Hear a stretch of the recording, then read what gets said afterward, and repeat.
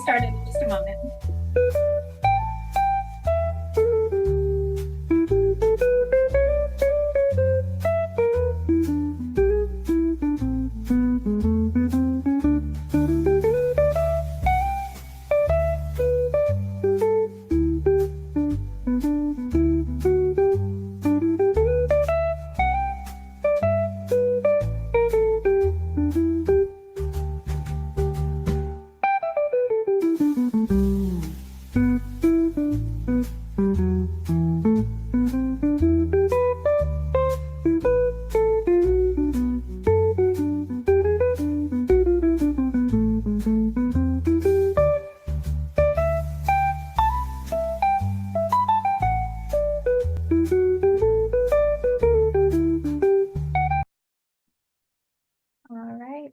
Well, I want to be respectful of everyone's time, so we can go ahead and jump in and get started for today. I'm excited for this module, as I think, and we'll get more to it in a bit, but science policy, I think, is of course an interest of everyone here, but we don't necessarily know exactly how we're going to be involved in science policy. And with the last couple of weeks modules, we've heard from different folks that are very integrated into that. But today we have a really diverse panel that's going to talk about how to take science policy into a myriad of careers and different routes that you can take. So very excited about that.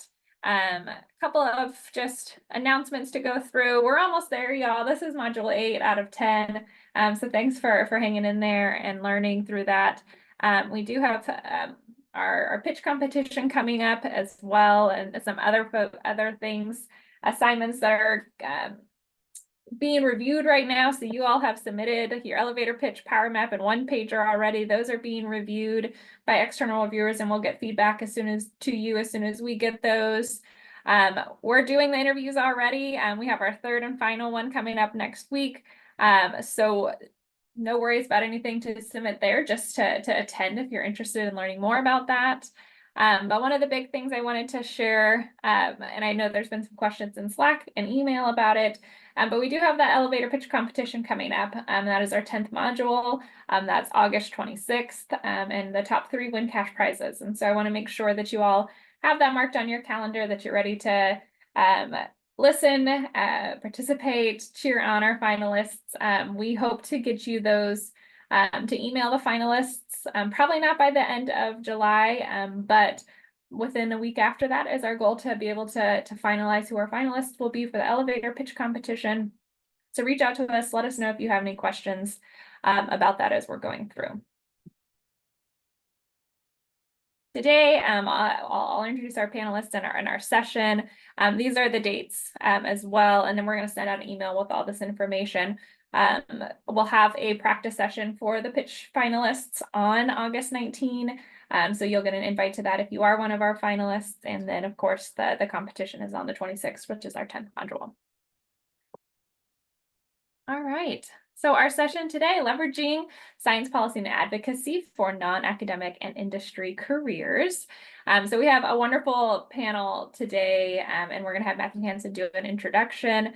I'll give them an opportunity to introduce themselves and share more, but their LinkedIns are linked in the run of show, and a more extensive bio that you all have access to. So you could, hopefully you took a look at that already, and or you can continue to look through as we're going through today. All right, so like I said, today is really a fun session for me because the world of science policy is so dynamic and complex, and there's so many different ways that you could be involved, whether it's directly related or through companies that you start, or all different ways. So today we have really a wealth of experience from people who are in academia and industry and government and journalism and entrepreneurship.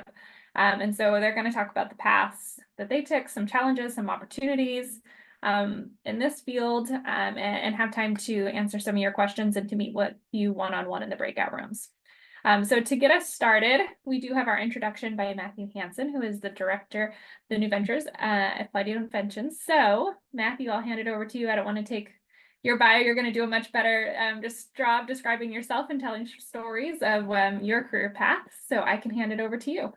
Thank you, Lauren. I appreciate that. Hi, everybody. I'm Matthew Hanson, and as she mentioned, I'm the director of New Ventures here at UCI Beall Applied Innovation, where I and my team are helping faculty, researchers, and grad students move from being researchers to founders of startup companies. We're dealing with 50 or so at any given time. There's another 50 in the pipeline, so it's a very vibrant opportunity here for startup activity. But it's how I got here is why I'm here in front of you today. Many of the roles I've played over my career, I've had to advocate for science policy, and I'm going to here to share those with you, mostly in story form. So I'm sort of the opening act for all the experts who are here. And after I've done my part of the show, I'm going to gracefully exit and turn it over to my colleagues who will be able to address a lot more than nuts and bolts. Although I will leave a little bit of time for Q&A, and I'm going to trust Lauren to hook me off if I'm going too long. So I'm going to share some slides here today with you.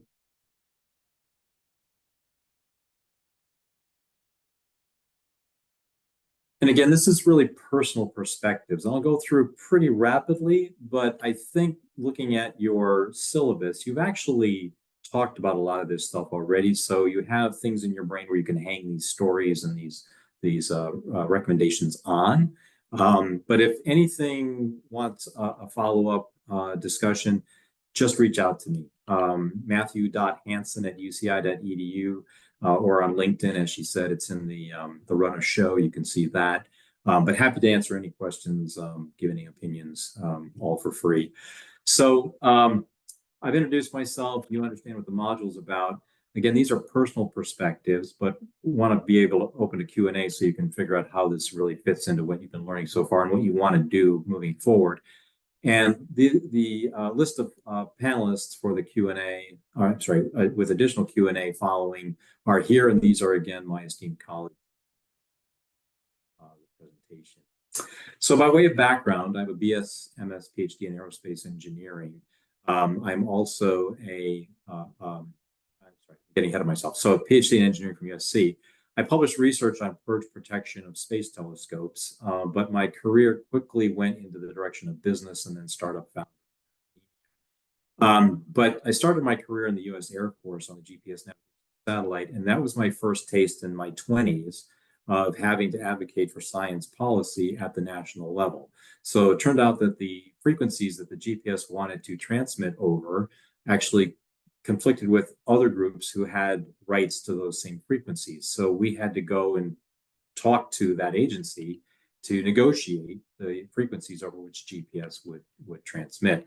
And then later in my career, my last position as a lieutenant colonel was at the Office of the Secretary of the Air Force, and we were advocating for presidential space policy. So I actually drafted a number of those for the Bush administration, and had that sort of inside close look at the highest levels about advocating for policy, with an interesting angle that I was ghostwriting, right, for other people like the president and his staff. And that actually comes up a lot in this theme. The folks that you'll work with, the staffers, the actual congressional representatives or political representatives, are really, really, really busy people. So to the extent that you can distill and draft talking points or paragraphs, or in some cases, some of the elements of the congressional record I wrote on behalf of the people that I was advocating the policy for. When I got to Northrop Grumman, I was working on the stealth bomber. That's the sort of invisible bat-wing plane. And there I worked a lot on policy because I was assigned to the Washington, D.C. office of Northrop Grumman for 2 years, worked on both Capitol Hill as working with the DOD and other agencies in order to do exactly that. My title was Manager of Advanced Technology, and my sole purpose was to advocate for the programs that Northrop was being funded by the government. And then I launched a medtech startup out of Northrop Grumman. And for the next decade plus, I continued to work on Capitol Hill advocating for the technologies and the policies related to the industry sector that I was in.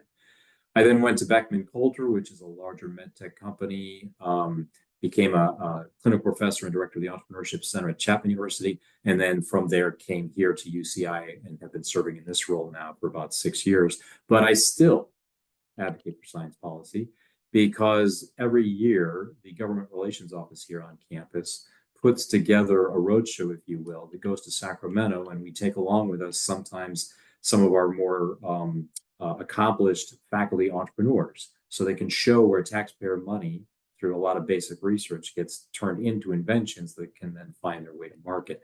So we try to make that message very clear by taking actual founders up to Sacramento to do those demonstrations. So my entire career, I've been in front of governments, local, state, and federal, advocating for specific policies in the STEM sectors. I am a husband, and that will also impact your partner too. So if you're traveling around a lot, or they have different political views than you or whatnot, you have to be able to keep the two separate. And this is a real fact of life when you're doing this kind of advocacy, is that it impacts people, right? And impacts your neighbors, impacts your family, impacts your significant other. And sometimes you need to have that radar up and be conscious of it. I'm a father of 5 plus 5, meaning I have 5 biological children, 5 stepchildren. 3 of those have graduated from here, so I'm an anteater parent. And so I share all that because there is a personal aspect of this. Everything that you advocate for, if it gets translated through the government, eventually comes down and impacts you and your family as well. So that's a quick background of how I got involved, but also continuous involvement through the military, industry, and academia in advocating for STEM policies. Now, there's a disclaimer, because sometimes my role gets confused with being a lobbyist, and I was never a lobbyist. That is a specific person who is registered with the government to advocate for the funding. I advocated for the policy. I know that's like splitting hairs, but it's not in the eyes of the government. If you're asking for money, that's a different role. And that's why we went together, because that person, my colleague and friend, never advocated for the policy because he didn't understand it. He wasn't involved in that side. And so we would go together. I'd advocate for the policy, and then he would follow me and advocate for the funding for that particular initiative. So I would never go alone to these meetings unless they were to non-congressional offices for that reason. Now, along the way, I picked 11 required skills that I found extremely useful. And these aren't like you have to have them all at once. You develop them as you go. Remember, I started my advocacy when I was in my 20s. And I literally didn't know much except, what I was taught on the job. But it starts out with access and influence. Now, everyone can go and see their congressperson. You just set it up with their staff. You schedule some time. You go visit Washington. You get a couple minutes with your senator or your representative. But to get stuff done, you need to get access to their key staff. You need extra time on the calendar. You need to, you need quality time, which you typically can't have unless you're working on a particular initiative that they too are working on. So it's helpful to know the people and to have built a relationship. This all comes down to human relationships. Not what politics is ultimately, is just human relationships. So I would spend a lot of time just nurturing relationships. We would do what we called drive-bys. We'd literally walk around the halls of Congress and in the Senate and just say hello to people and let them know who we are and what we're working on. And we would do this routinely enough that they got to know us and as human beings. And that's really helpful when you're starting to have conversations about things that matter to them and you. Now, you do need to be aware and sensitive to whatever the current politics are, because there's good politics and bad politics. And again, politics is just human relations. So there's some good things going on and some bad things going on, and you have to be aware of them so you don't mess up and say something silly, right? And that's just having a good sense of professionalism. You talk about what you want to talk about, but leave the controversial issues off to the side. And sometimes that means leaving your own personal political leanings aside in order to advocate for the thing that you're being asked to advocate for. You also need to be ready to listen and learn. Because as I was growing up through this, obviously I didn't start knowing how to do this, and I had to be willing to listen, like you folks are, to this esteemed panel today, to learn from them and figure out, how do I work with government at the local, state, and federal level? And maybe I'm going to have to know more technical information than I routinely know about a topic in order to speak intelligently about it to senior leaders in the government. And that comes down to being able to distill complex technical information into layman's terms. I can't emphasize this enough. they don't have a lot of time to spend with you. They have to get it in a language that they can understand and repeat to others. So this ability to distill technical information into layman's terms is super crucial. Even if you have to draw pictures and cartoons and stuff just to convey that. I first got on this journey. I mentioned I was in the Air Force on the GPS program, and they promoted me within like less than a year to being the executive officer of the whole GPS program at the age of like, I don't know, 25, 26, because I could do that. So the colonel in charge called me to his office and he says, did you write these letters? Did you write this report? Did you? I said, yes. He goes, you're the only person here who can talk in layman's terms. So that opened this door for me, and I've been on it ever since. You have to be comfortable in social settings because a lot of activity, again, this is human relationships, takes place not just in formal settings, but hallways, elevators. You're going to have a thing on elevator pitch, or had one on elevator pitch. These are forums of 1 to hundreds of people that you need to be comfortable speaking in. So the fact that you have a pitch competition is important.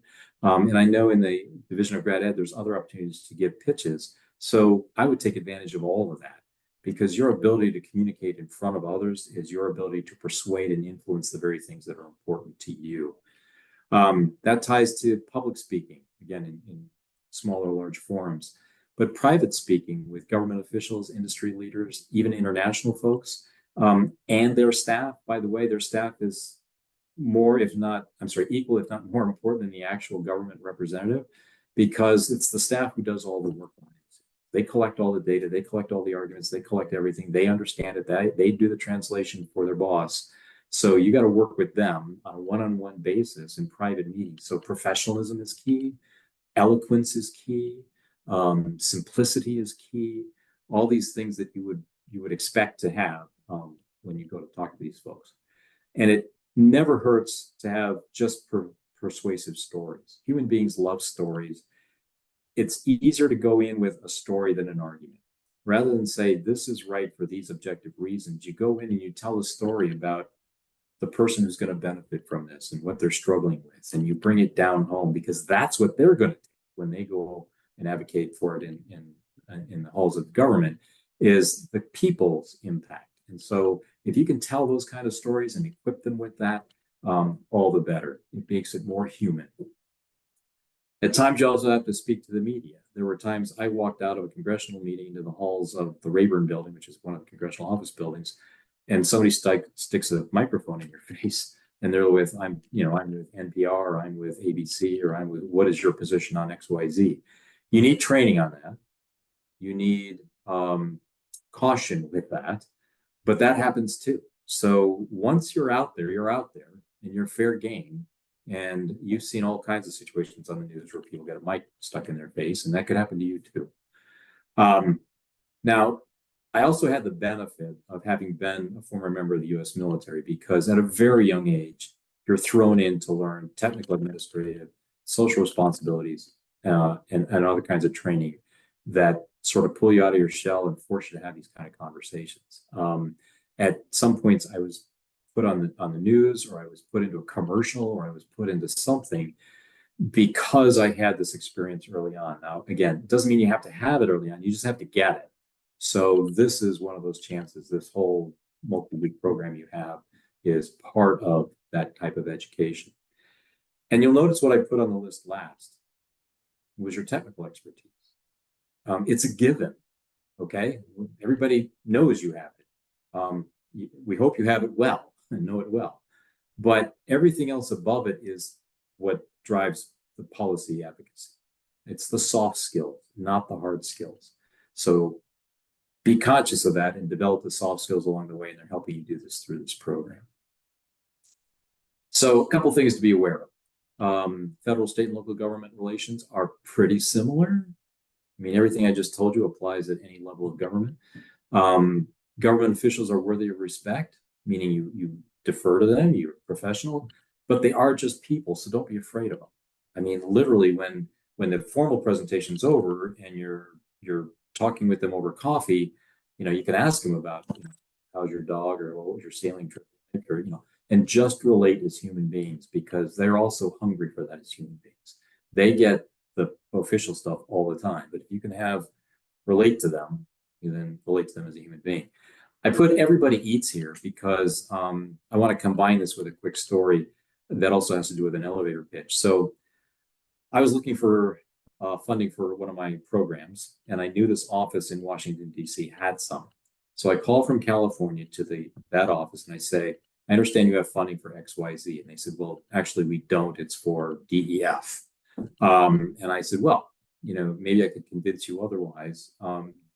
Do you have lunch? That's always a great open, because everybody has lunch, and you can make it. Do you have coffee? Do you have breakfast? But everybody eats. So I said, do you have lunch? And he said, well, of course. And I said, what if I flew over there tonight, meet you for lunch, and I'll explain this all to you? And they said, sure. Okay. So I took a red eye, got to there, was ready to have a lunch discussion with this gentleman. I meet him at his office, and he goes, hey, I'm sorry, my schedule's changed, which happens all the time. He says, I can't have lunch with you. So I'm thinking, I just flew to the East Coast, and I'm bleary-eyed and everything. And I said, well, where are you going now? He says, well, I got to get the elevator down to my car. So literally, elevator pitch. I shared him like 5 bullets of what I was doing and why I needed funding. He turns to the guy next to him and he says, how much funding do we have left? And he goes, about 1.2 million. So he looks at me, he goes, can you use 1.2 million? I said, sure. And he goes, okay, done deal. So literal elevator pitch turned into $1.2 million for a program. So this is all human relations. It's not rocket science. And part of that human relations is to understand that they think about your issue maybe 15 minutes a year, because they're dealing with hundreds of issues, right?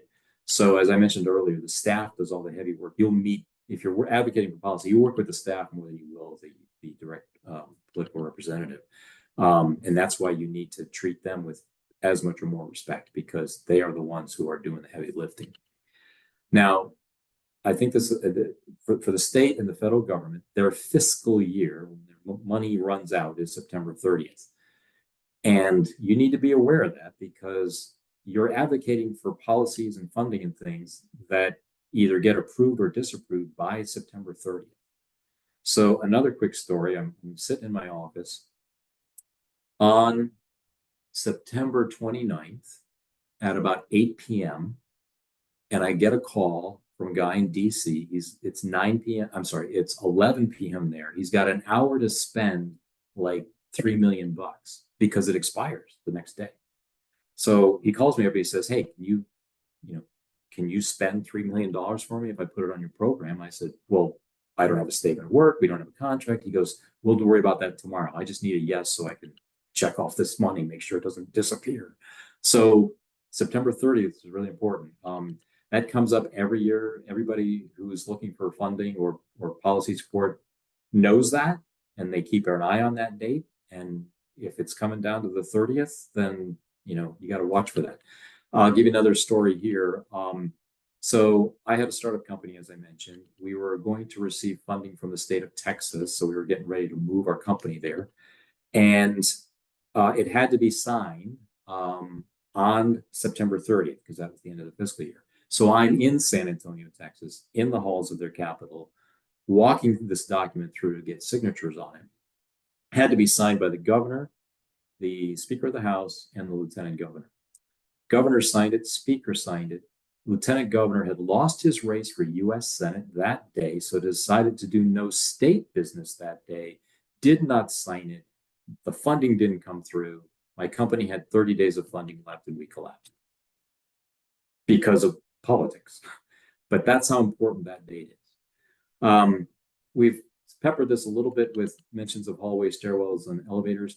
They're magical. A lot of just human dialogue and decisions and agreements take place walking down a hall. You can do all of the formal pitching in the office, but afterwards is when the real business gets done in a lot of cases. In DC, you got to be aware of Potomac fever. This is where you get so enamored with the process and the place where sort of all of the society's, rules and regulations and policies and funding and everything flows, that it's hard to break away. You just get hooked on it. But a lot of people leave because they find out that they've learned how to argue both sides and they don't know what's right. And I mean that in a humorous sense. You get so adept at your own arguments and listening to other people's that you're caught sometimes like, well, which way is the appropriate way, right? So you can imagine how your political representatives feel when they get it from both sides and they've got to decide. So equip them to hopefully decide in your favor. And I say rubber chicken isn't really all that bad. It's called the rubber chicken circuit. When you're on in Sacramento or Capitol Hill, you go to a lot of political dinners, and a lot of them are chicken and green beans, almondine, with some sort of chocolate souffle for dessert. I mean, that's almost a given. So you get used to it and you don't complain about it. You just eat the chicken. But again, that's where a lot of business gets done is those social settings. Quick stories from the road. I was a graduate of USC. I was in Washington, D.C. They called up and said, we have a visiting Russian scientist to help entertain him for the night. I said, sure. So I asked my boss, how can I entertain a Russian scientist for the night? He goes, oh, well, we're having a dinner for the president this evening. You can take him there. I said, the president of the United States? And they said, well, yeah. So I meet the Russian scientist. He has been robbed. So he has no money, no clothes, no place to stay or anything, literally nothing. So I get him a hotel, I get him a suit, we take him to the dinner, he meets the president of the United States, his mind is blown. And that was a little bit of a sort of political and policy support in an international way. We made good relationships with this representative from Russia. Look calm when kissed. So one of the strongest advocates for the programs we advocated for was Congresswoman Loretta Sanchez. She's no longer a congresswoman, but her sister is. She was an interesting person. When I was first introduced to her, she got off the elevator, my friend introduced me, and she threw her arms around me and kissed me. And I thought, is this even legal? I mean, this looks really strange. And then she was known for sending provocative letters and cards. So I walked home one day and my wife says, hey, we got this Christmas card. And it's Loretta in satin pajamas laying in bed wishing me a Merry Christmas. So my wife is like, what the hell's going on, right? And I had to explain, this is just a person being a human being. That she sent that card to everybody. So realize and open your eyes that you're going to be dealing with an expanse of human personalities. For example, my boss at Northrop Grumman got a phone call one afternoon and said, you need to be interviewed by President Clinton tonight, so put your suit on. And he goes, well, why? He goes, because he's naming you Secretary of the Army tonight. He goes, what are you talking about? I didn't know this was coming. He goes, well, the current secretary was caught stealing women's blouses at the military store, and he's being fired tonight, and you're being named Secretary of the Army. So he's like, okay. So again, all kinds of people, good and bad. Politics moves and shapes itself on 24 hours notice sometimes. I've already mentioned that access and influence is important. It helps to win friends and influence people, literally. Not influence like illegally, but influence them with your personality, your knowledge, your human nature, your interests, your hobbies, your whatever it takes to build that relationship is important. Now, sometimes you have bad relationships with people and you can't let that sour your interactions. I went into one office, I said, I work for Northrop Grumman, and my boss is so-and-so. The guy behind the desk in the government literally exploded, kicked me out of his office, and I could hear him screaming as I left the office. And I went back and I said, hey, boss, what's with this guy? And he said, oh, yeah, he used to work for us, but it turns out he falsified his entire resume, and the only job he could get was in government. So that's why he's there. And I'm like, okay, it does take all kinds. But you got to be careful. Again, there's good and bad human relationships. I've already told the story about right place, right time, being able to close on some funding for a program. I had another one where I went back to the DOD who had funded a program for us, and I was having sushi lunch, and the gentleman says, what are you working on now?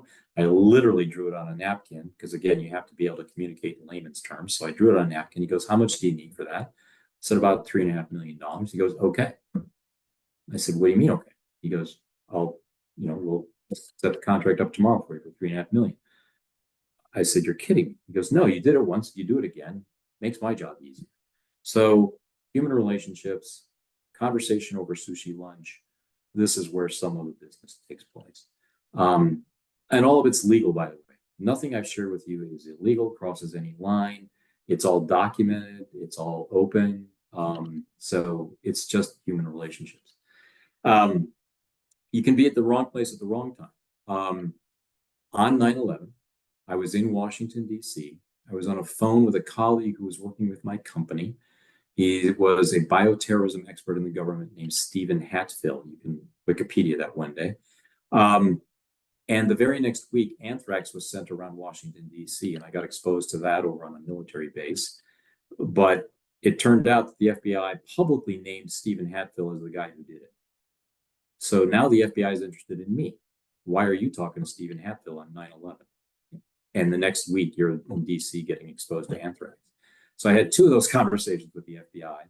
Long story short, Stephen Hatfield fought the FBI in court. He was found not to be responsible. They paid him like $40 million, but they ruined his career.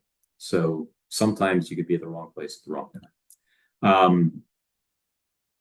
You could get a call from another government. So my startup had a technology that was adopted by Air Force One. Air Force One flew into Russia.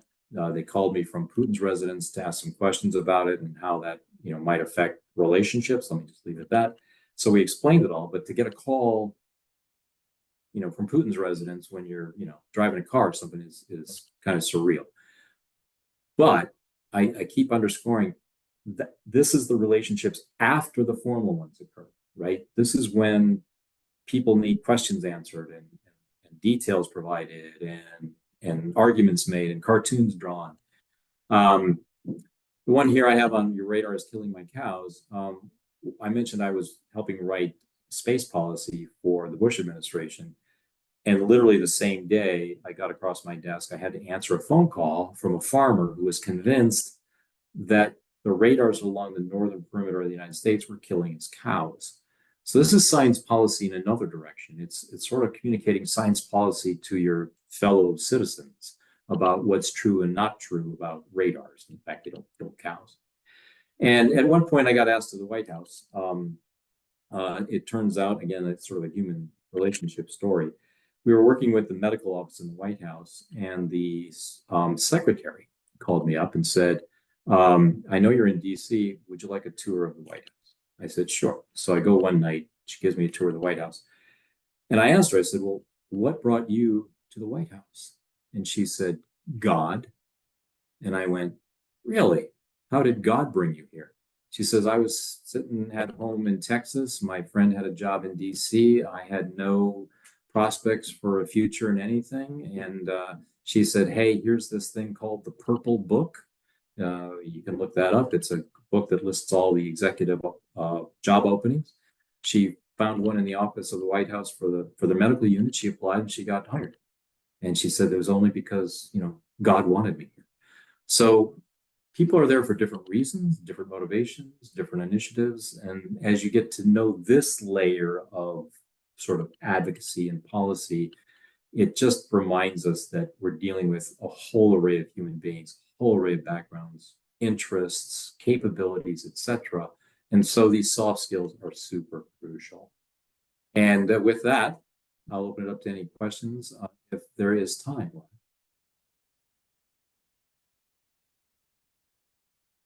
Thank you so much, Matt. That's I think it's always so fun to get to hear the stories of really getting to paint the picture of what it looks like to actually be doing the work.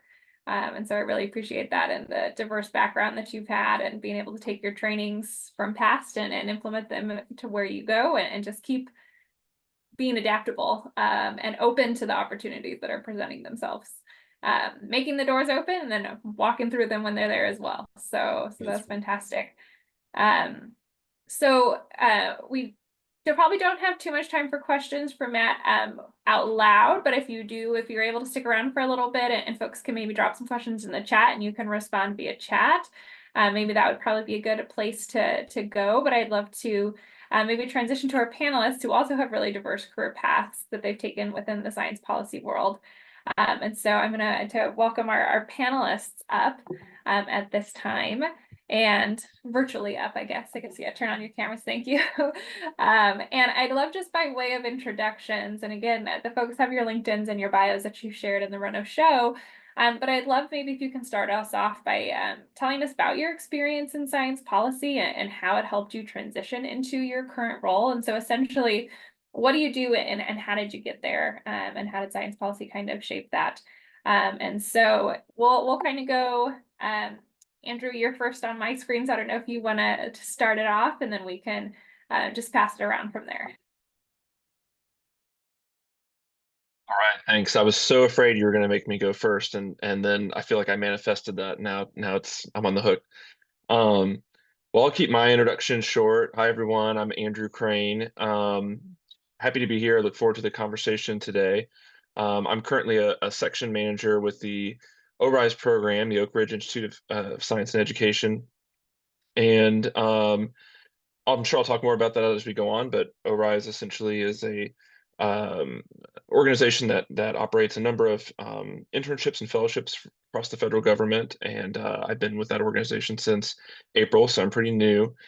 And then I have a background in higher education. I won't go into as much detail about that, but most of my work in higher education leading up till now has been in student career development or human resources. And so kind of my whole career is focused on workforce development. And I think that's really where I have started as I've progressed to connect more into having an interest in policy. Um, just pulling on that thread a little bit more, and kind of some other personal interests I have that relate. I have a PhD in higher education that I got from the University of Georgia, and my focus, my research really had a policy focus specifically around college access for rural students. And as I went through that process, really kind of keyed in on STEM career, STEM education being an area of demarcation where I saw a lot of rural students, which maybe makes sense with some of the things we see politically in our country, rural students having trouble accessing some of those opportunities and things like that. So that's where I started to develop more of an interest in policy and doing research that used policy theory. And I think really kind of set me on my path to eventually doing what I'm doing now, which is um, workforce development work that focuses more nationally on STEM talent and STEM education. So that's a little bit about me. I will say too, from a career development standpoint, my one of my I worked at the University of Georgia for a number of years, and one of my last roles there was in the graduate school, leading this program, launching this program actually in experiential professional development. Really, what that meant was the University of Georgia, as many schools are doing, decided they wanted to help graduate students more purposefully explore quote non-academic career paths. And so I really applaud this conversation that you all are taking part in here. But I did a lot of work with PhD students in particular who are interested in policy, science policy, other non-academic or industry fields. So those are some of the things I'll circle back to as we talk today, and hopefully I answered everything you wanted me to cover in my intro here.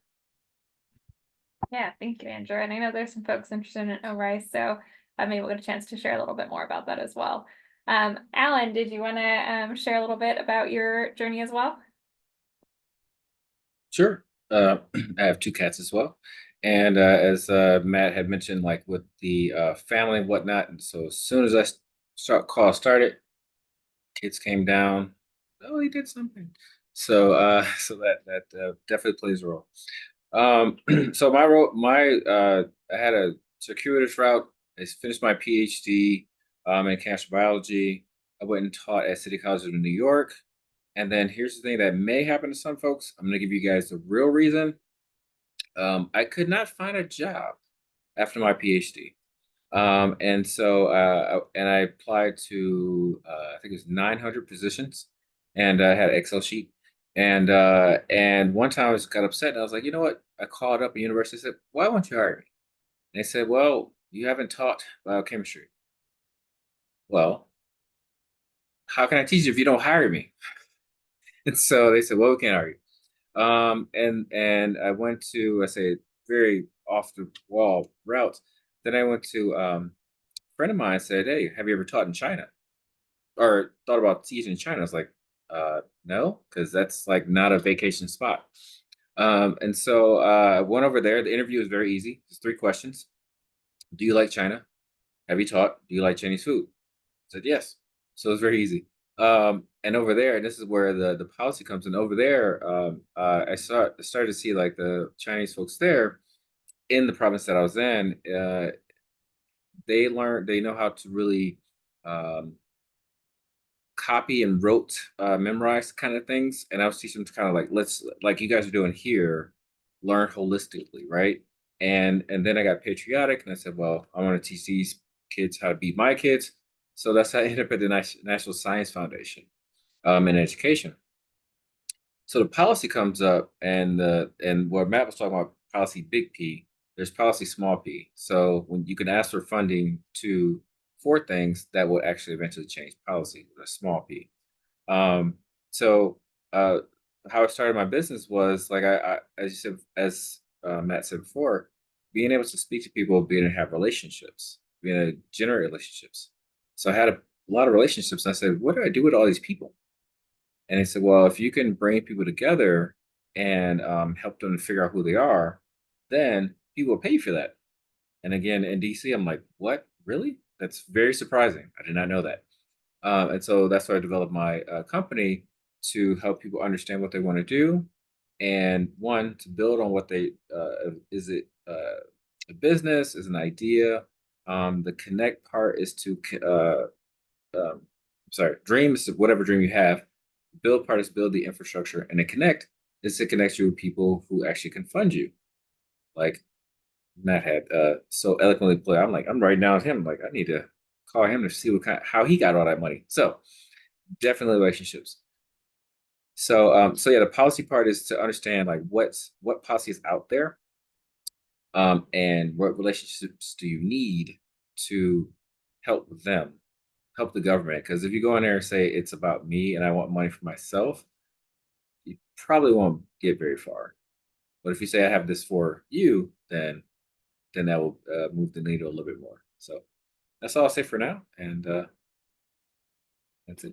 And move it to whoever next. Yeah, thank you, Alan. I appreciate that, because I think oftentimes we see folks, and you sharing kind of your journey, we see folks and they're already in their career, and we think, because that's all we see, is they got their degree and now they're in their career, but it takes lots of no's sometimes before you get to the yes, or before you find the path that's a good fit for you. So I appreciate you sharing that and your journey into kind of starting your own company here. Charlotte, do you want to share your journey?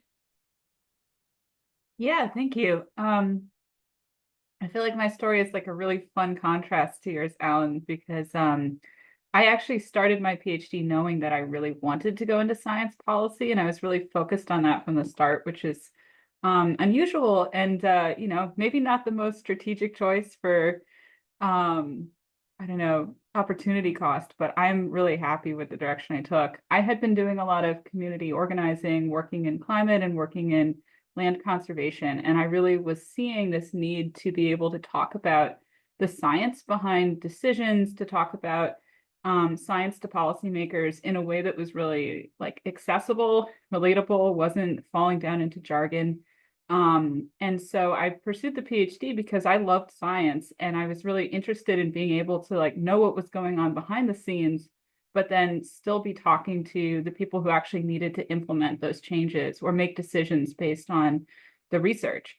And that was really interesting because it meant that throughout my PhD, I was looking for a lot of chances to learn how to communicate, like taking communication classes, visiting DC. And still, like when I finished, I found it hard to make that transition. It is like in academia, I think there's such a unique mentality that we all think we're speaking we all think we're talking about things in a very simplistic way, but in fact, like we're still kind of caught up in the jargon of our own research and our own work. So that's been like a really wonderful journey for me, is that since then I was able to spend some time at Department of Energy, and then by my current job at a nonprofit, where I am translating on a daily basis, like what does the science say, and then what actually needs to get done. So always excited to talk about that. I love that. Thank you so much, Charlotte. I appreciate you having a path and going towards it, right? And doing the things. And I'm excited to hear maybe you share a little bit more as you're going forward, the things you did to make sure that you were in the direction that you wanted to head, and maybe some advice for students who are also looking to go that direction. Michael, do you want to share a little bit about your? Sure. Nice to meet everybody. My current role is a really long title. It's the board director for the Government University Industry Research Roundtable at the National Academy of Sciences, which we call GWIR for short. But my journey, science policy found me. I didn't find science policy, and I really didn't have much of an interest in science policy when I started my career. I am very much traditional researcher, principal investigator.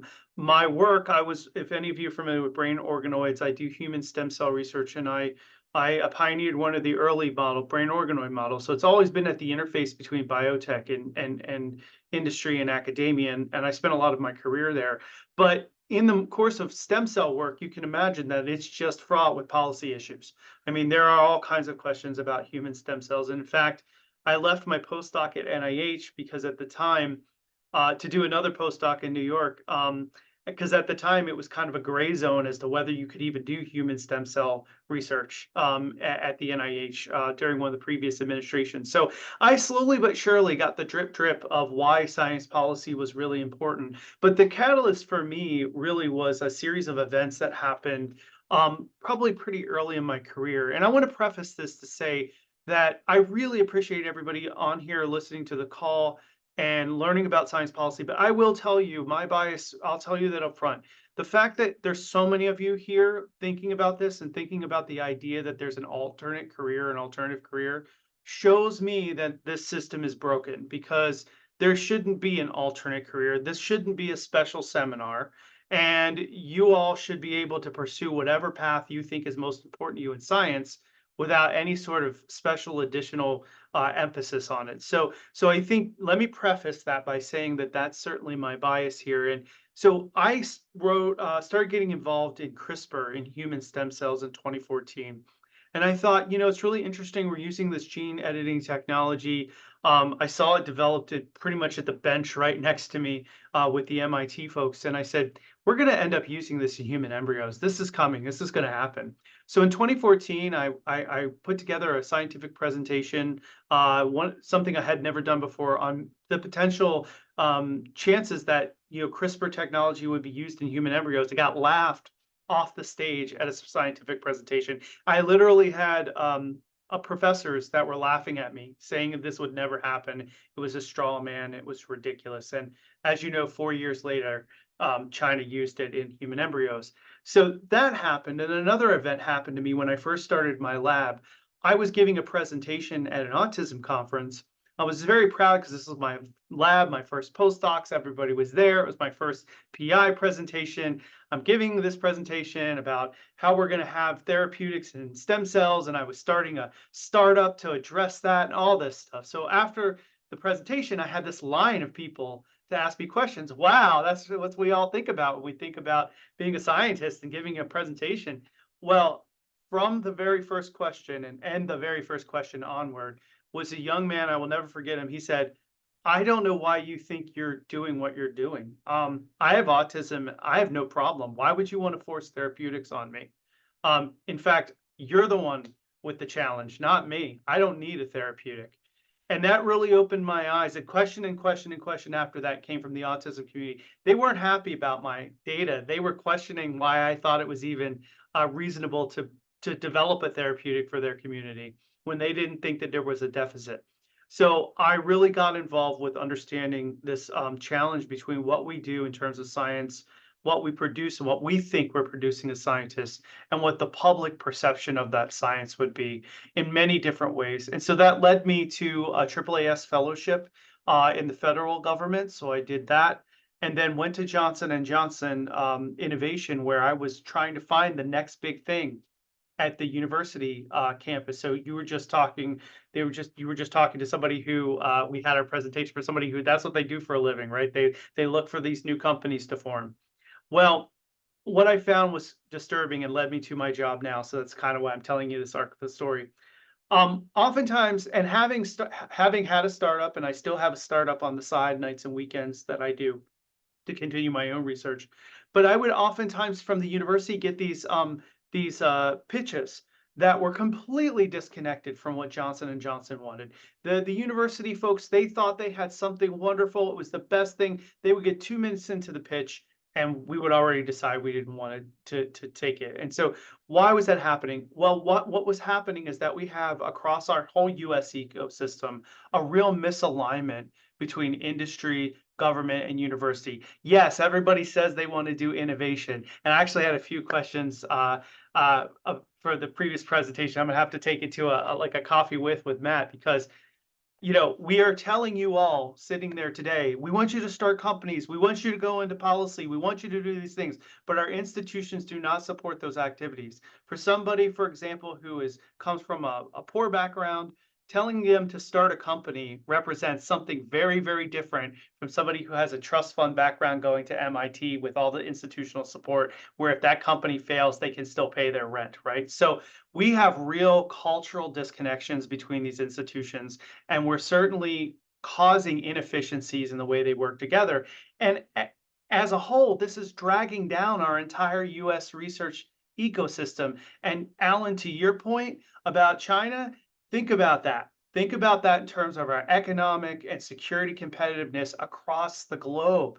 So this is where I see my role in policy, is to really work to bring these institutions together, because I've lived through them all, but also to work with you all to really rethink, what does it mean to have a university education? What does it mean to have an innovation ecosystem for the 21st century? And how do we pull together our legislative branch, our executive branch, and then also, other areas of the federal government that we don't often talk about in terms of our funding mechanisms and like OMB, to put that together in a way that makes sense. So that's a lot of my background sort of led to this. So that's what I do, and I play a lot of bridge building, a lot of connectivity. So hopefully I can answer any questions that you have about that. So thank I you, think Matt. I'm last, right, to introduce myself. Sheeva? Yes. Yeah, I just wanted to chime in. It's really funny that you said you don't have to be a trust fund baby and go to MIT to start your own small business. And it's funny because I had a relatively modest upbringing and I did go to MIT and I did start my own small business. So it's like the wrong combination of what you're talking about, but actually it's surprisingly easy to start your own small business. I went into my PhD at Georgetown thinking I would go into science policy, and my professor told me, you don't have to have a PhD to go into science policy. So that completely ruined my dream of getting an prestigious AAAS fellowship. But I'm not as accomplished as everyone here. I'm a science journalist, and I'm in education, and I also do some like media storytelling. And I forgot what I was going to say. But I actually, what I did to get into politics is, since I've been in high school, I've been working on political campaigns, and I'm currently working for Arizona Democrats, even though I live in Oklahoma, too, as a scientist, as a person concerned with about our nation, to like basically, I think what I've learned from my career path that has been so incredibly not planned, basically an amalgamation of my interest, is that you have to put in the legwork to do what you want to do. And if you want to get into science policy, I've learned there's actually a million ways to get into science policy. And a lot of them are outside of the traditional channels, like doing a prestigious fellowship, or I don't know, like working in some famous person's office or any legislator's office. You can, here in the US, you can work on political campaigns, you can write stuff that goes into policy, you can just show up at city council meetings. So yeah, and I'm going to share some links about, I wrote a whole thing about being a scientist in politics, and I wrote about my life story becoming a science writer as an MIT graduate, which is pretty rare, but because at MIT, even if you study writing, you get a BS. So because their classes are so hard. I don't know if there are any other MIT graduates here, but yeah, and you don't have to be an MIT graduate to do any of these things. Thank you for allowing me to speak, and happy to answer any questions as well. Yeah, thank you so much, Sheeva. Alan? Wow. Okay. So I wanted to say a few things to kind of round out. So one for Sheeva, and I know a lot of other folks may think that. So, and even for me, and hearing Matt talk, I'm like, "Hmm, I I have not done all that stuff. And then even hearing Michael talk, I actually applied for that position before. I didn't get it. He got the job. So one thing I just want to make sure that and also to what that point was in graduate school I was in this program called AGAP, Alliance for Graduate Education and Professoriate. And so that was basically the gear was to get more underrepresented folks into PhD careers. Ironically, when I got to NSF, I was like, oh, I want to be a part of that program. And so as part of that program, I talked to my mentor, it's like, well, technically, you were a failure. I mean, we're cool, right? So it's like, hey, you're a failure of the program because the program is supposed to be for the professor, right? Professoriate. So, but I was there, and I said, well, I'm here, and this is really neat. And also, I did not know that the fellowship existed until if you guys remember in 2015, there was a lion that was killed in Africa by a dentist, and everyone had this advocacy. There's policy: kill the dentist, kill the dentist. And I said, like, why would you want to kill a dentist? We need to change the policy that so he wouldn't get off the thing. And then somebody messaged me. It's like, well, I feel like policy should go to this fellowship. So I had no idea what it was until like a year prior. So again, to Sheeva's point, and to it's so many different ways that you can get into policy, and like don't let there are a lot of people who have their own personal experiences that are very different than yours, right? So and you should listen to all everyone's feedback or thoughts, and then put it and then think about how does that affect you. I thought I wanted to be a VP of DEI, diversity, equity, inclusion when I was at NSF, and I talked to the person who was doing it. He's like, "No, you do not want to do that." At this stage of my career, it's like if I'm so young in my career, it's like no, because it's a just a title, right? But it doesn't have any weight. When you're older in your career, you're more like retired or something like that. Then you come in that position, and then you have the weight of your background. Then you can actually make change. So I was devastated when he told me that. Kind of crushed my career goals, but now again, I guess I'm learning. It was quite a few no's. Thanks for pointing that out.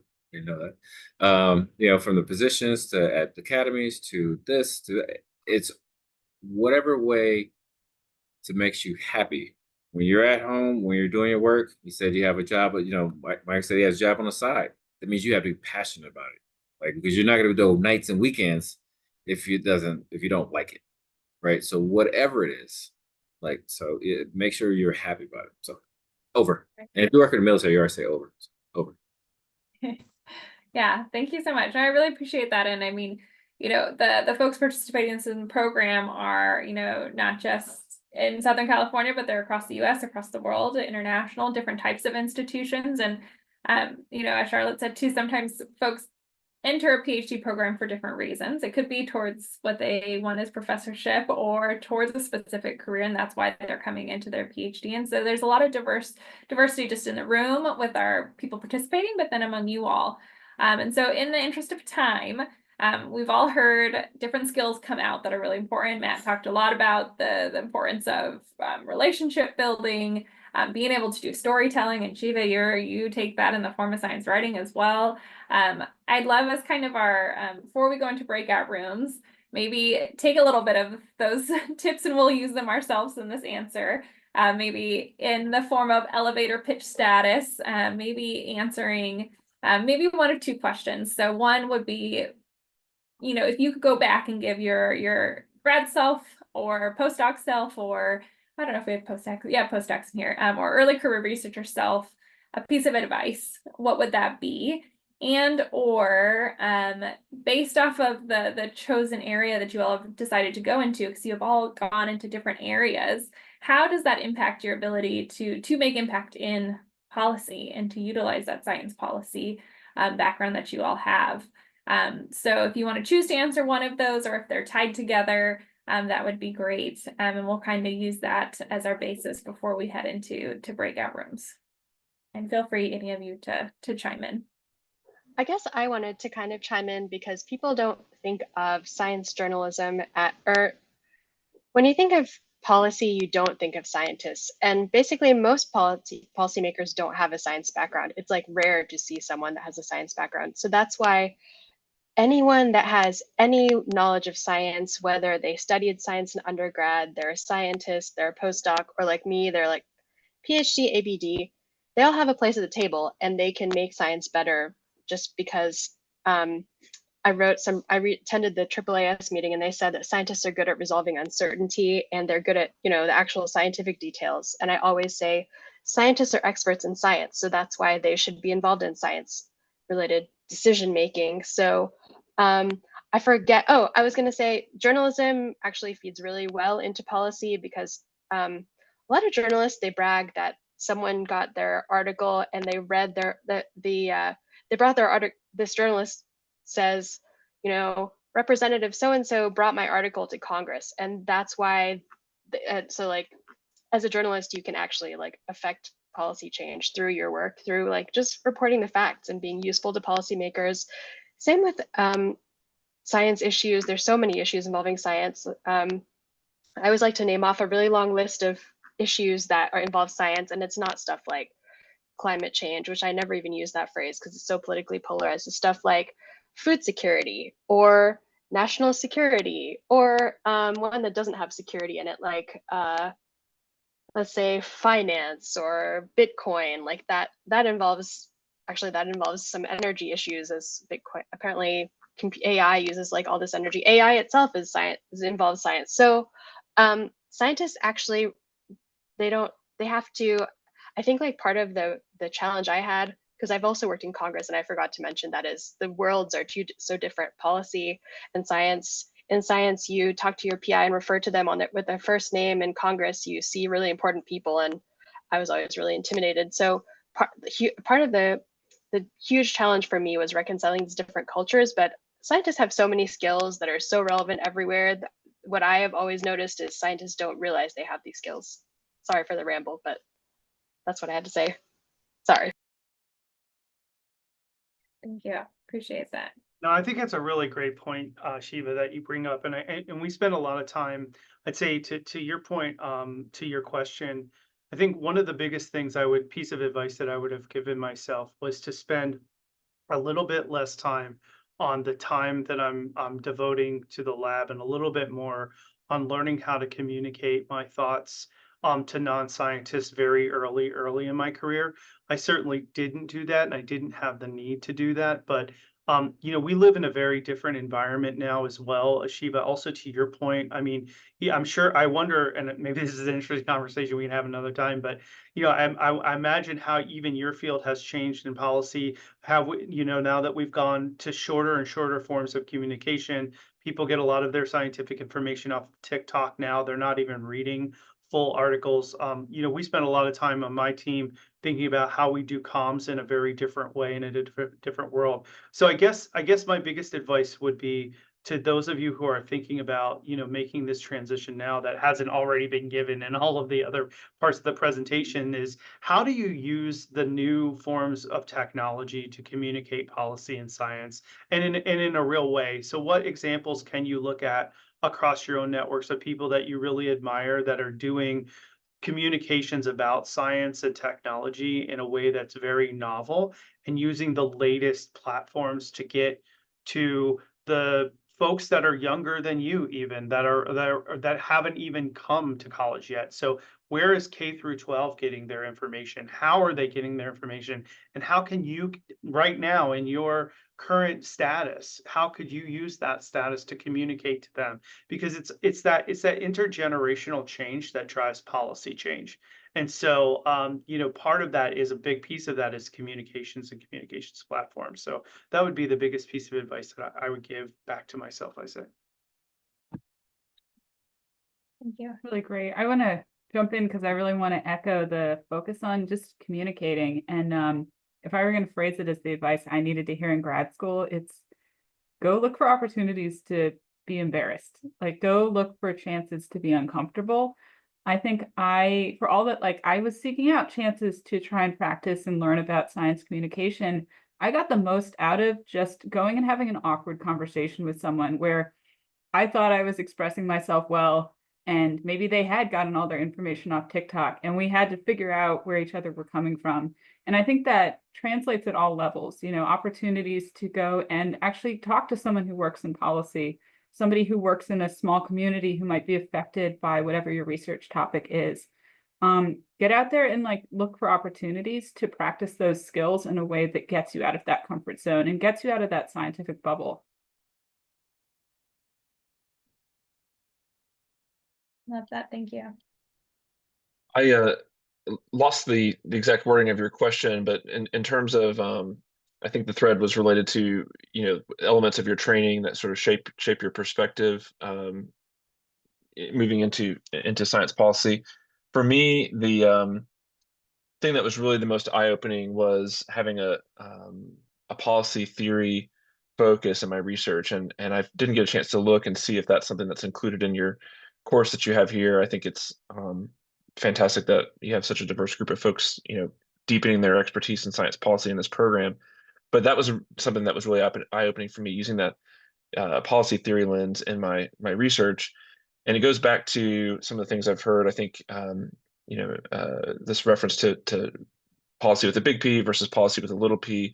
I was really looking at how institutions of higher education themselves, when they design programs to offer to students, thinking about that as a form of policy, which was kind of a unique application, and thinking about this idea of sort of street level bureaucrats and the role that they play in policy. So the point is that before that time, I had really thought about policy as like an act that Congress passes and that big P. And as I learned more about it, I saw more roles and opportunities for myself within that landscape, thinking about it more creatively and more in a more nuanced way. So that was the piece that unlocked it for me, was just understanding the policy process and policy theory in particular, and kind of connecting those abstract pieces with the things I was seeing in the news and around me in the work that I was doing. But that continues to, I think, shape my own worldview and how I see myself kind of in the policy process, the impact that I can have on larger issues, working at kind of the applied level, the street level, and so on. So that's one thing I would point to from my own, I guess, training that shapes my perspective and continues to. I would say one, if you're good at something, figure that out. Or listen. So what I'm good at, I like seeing patterns. So what I noticed is that we answer the questions in reverse alphabetical order of our first name. See, so I thought that was kind of neat. The other thing I would say is don't do what ifs, right? So what if I would have did this? What if I would have did this thing? What if I did this thing? Because if you look at my my route here, I have worked at after my PhD overnight at Walgreens in Times Square. Yeah. So I've also had a bartend. This is all after my PhD. Bartending license. I DJ'd for a while, and did just a bunch array of other things. And when I was younger, I worked at a box factory just because I was like, I don't know what manual labor is. So, but all these things, to the point is like, what shapes you, and how does it shape what you're going to do? So now, like, I could talk to a diverse group of people, right? And that's not a problem. And like, to Charlotte's point, saying like, go out and have something. If you're afraid to speak in public, or you're afraid to network, that's never been my problem. But then when I was out speaking to these people, they said, you know what, you need to bottle that and figure out how to sell it. Plug, I did write a book, and I'm going to talk to Adriana about it later. So about networking, I didn't know I was going to do that until just now. So I think it's more about the please don't be intimidated by folks. If I was even right now, the panel is fairly is really established, right? But don't be intimidated. Everyone has their own path, right? And so you have to keep that in mind. Everyone is different. And if you get intimidated and say, what if I did this, what if I did this, then you get stuck. And then you won't find what your passion is, what you're passionate about, what makes you happy. So that's what I was over. Wonderful. Well, and to Matt's point earlier, everyone's human and everyone eats too, right? And so just bringing them down to that level of we can connect with just people on a human level as well, and not to be intimidated. I'm going to put a link in the chat to kind of help facilitate for breakout rooms. And so we'll have about 15 minutes to do that and to chat one-on-one with some folks. And some folks from the call are going to be joining us next Monday for some additional one-on-one chats or breakout room chats to talk further about their experiences and their perspectives. And so if you want to join next Monday, that would be great as well. But I will go ahead and open up the breakout rooms and the document. You can go ahead and you can ask those questions, which would be helpful. But of course, if your conversation is going in a direction you'd like it to go in, go for it. And I'll send some time reminders as we're going through. All right, so I'll open up those rooms and I hope everyone has some fun getting to have a little bit more one-on-one time in a breakout room with groups with the panelists. All right, welcome back, everyone. Thank you. I know that wasn't too much time, but hopefully there was enough to get a little bit more information from our esteemed panelists. I'd love if we can just give our panelists a warm virtual thank you in the chat and a round of applause. We really appreciate them taking the time out of their schedule to come and share their insights. And the intersection of science and policy is complex. And from our panelists, we could also see that it's very rewarding and it can take lots of different pathways. And it was really inspiring to hear everybody's own journeys and how they make it happen and make those connections. And so thank you again to our panelists. We did hear too from our intro and from our panelists the importance of those communication skills. We actually heard a real life example of how an elevator pitch can pay off. And so we are working to get you feedback on those elevator pitches. And I hope to see you all at the elevator pitch competition. That is a skill that is really valuable in this world. And I hope that we can get you not only feedback and exposure and experience, but also, a cash prize at the end for our winners. So with that, one more thank you to our panelists. And I know we're at time, so we can stick around for a minute, Alan, if you want to close out, but otherwise folks can hop off. So thank you all so much. I just want to say, please reach out to any of us because you may not want to, but please reach out. We'll answer. Thank you so much, Alan. I appreciate that. All right. Well, thanks, everyone. Enjoy the rest of your day. Bye, everyone. Thank you.